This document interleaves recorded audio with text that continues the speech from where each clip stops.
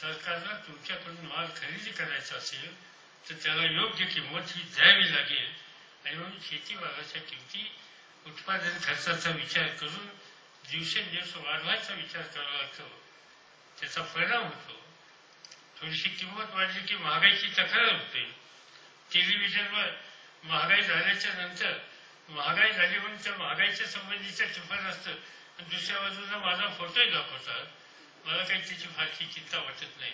कारण कष्ट करणाऱ्या शेतकऱ्याच्या मालाची किंमत ही त्याला मिळालीच पाहिजे.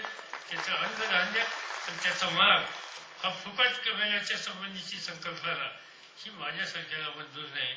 या बाटलीचं पाणी मला माहिती नाही केवढं असेल, पण नक्की 10 रुपयाच्या पेक्षा जास्त किंमत असेल. ते 10 रुपये सहजपणे लोकांना द्यायची तयारी असते.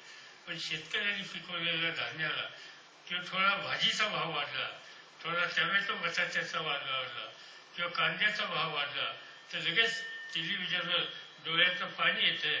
अशा प्रकारची चित्र बघायला मिळतात. आज कांद्याचे भाव पडलेत, कोण ढुंकून सुद्धा त्याच्याकडे बघायला तयार नाही. त्या कांदा उत्पादकांचे काय हाल आहेत हे बघण्याची भूमिका अशी आहे. आणि म्हणून एक मानसिकता बदलली पाहिजे. आणि ती मानसिकता बदलायची असेल तर कष्ट करणारे कष्टानं उत्पादन केलेल्या मालाला योग्य किंमत दिलीच पाहिजे.